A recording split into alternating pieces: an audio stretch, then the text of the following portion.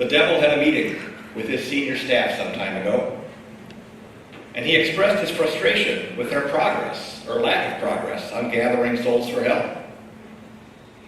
He turned to his marketing VP and, wagging a bony finger in his face, demanded a new campaign slogan that would tip the scales in the devil's favor. And the VP, clearly shaken by this, stuttered and blurted out, "We can convince the humans there is no heaven." The devil considered this only for a moment and declared, "No, that won't work. God has built a sense of the eternal and of heaven into their immortal souls. They all know deep down there's a heaven, even if they don't want to believe it." The VP, now gathering himself a bit, offered another angle. "How about we convince the humans there is no hell?" The devil considered this for a moment as well, but declared, "No, that won't work either. Since they all know there's a heaven, and they already have an inner sense of life after death, if they don't get into heaven, that hell awaits them. So they know there's a hell, even if they don't want to care." After another minute of tense reflection, a broad but evil smile came across the VP's face. And suddenly, feeling bold and confident, he stood up and declared, "I had it. I know how we can greatly increase our harvest of souls." The devil looked at him intently and said, "Well?" And then the VP gave his grand conclusion. "We can convince the humans there is no hurry." To this, the devil nodded his head with satisfaction and sent his staff off to implement that plan. Now, as usual, the devil takes something that's true and warps it into a good-sounding half-truth, a lie, that can lead us humans into sin and despair. Since there is no hurry, right? Each of today's readings has a sense of waiting in it. And how can we hurry while we're waiting? But as we look at today's scriptures, we'll see the light of the truth reveals the lie of the devil. In the reading from Wisdom, we are to have courage in things that are to come and wait for salvation. Well, that's waiting. Even if we're not in a very comfortable place right now, the people in Scripture were waiting for the Passover when they were still slaves in Europe. Or Egypt. No, I did that yesterday too. Egypt. And in the second reading, we have that famous declaration that faith is the realization of things hoped for and evidence of things not seen. So again, there's a sense of waiting there. And in the gospel reading, Jesus makes it very clear waiting will be involved. Waiting for the master. Maybe waiting a long time. Maybe waiting when we're really tired of waiting. And the devil's message is that while we're waiting for all of this, we can do whatever we want. There's no hurry, but the lie is there's no urgency. And there are all kinds of common sayings that convey this message. I'm okay, you're okay. Just do it. How can it be bad if it feels so good? Live and let live. And there are surely many others. And these relativistic phrases infect our hearts and sap our immortal souls. Since Jesus' message is quite clear, while there may be no hurry, there is absolutely urgency. We are to wait, we are to stay ready, we are to stay busy, and we are to stay vigilant. Like the Israelites in the first reading, we're to prepare for the Passover and wait for that, but be ready to move, trusting in God's salvation. This is how we hurry while we're waiting. And like Abraham in the second reading, we are to venture out not knowing where we're going or having any idea how things are going to turn out, trusting in God's providence. This is how we hurry while we're waiting.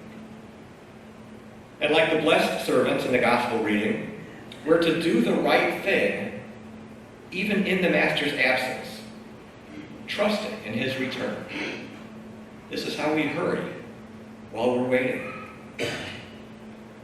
So what are we waiting for? Well, Jesus tells us in the gospel, in his very own words, our Father in heaven is pleased to give us the kingdom, to just give it to us. That's nice.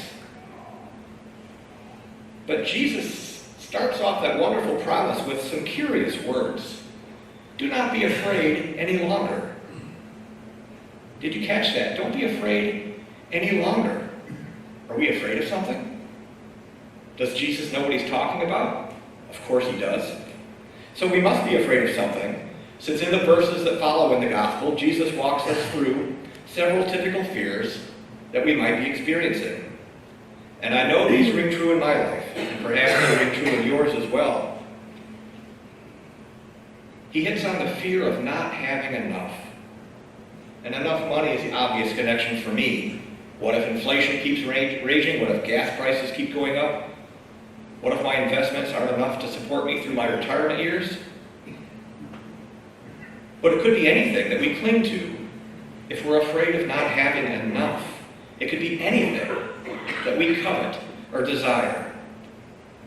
It could even be time. What if I don't have the time I want to do this, or to go there, or to get that, or to see that? But Jesus tells us directly to forget about the money bags we've been using, and even the treasure we've already put into them.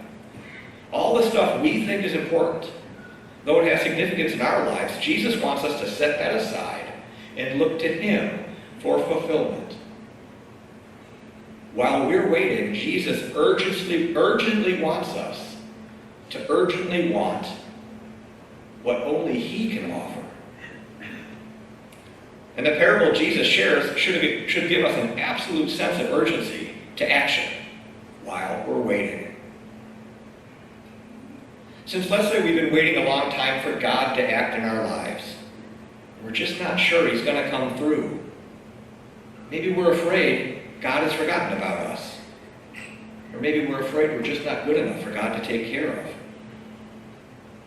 I've certainly had my own episodes of this type of thinking, and you may be there today, but Jesus tells us, gird up our loins, stand tall, get dressed, look sharp, and be ready for what's coming.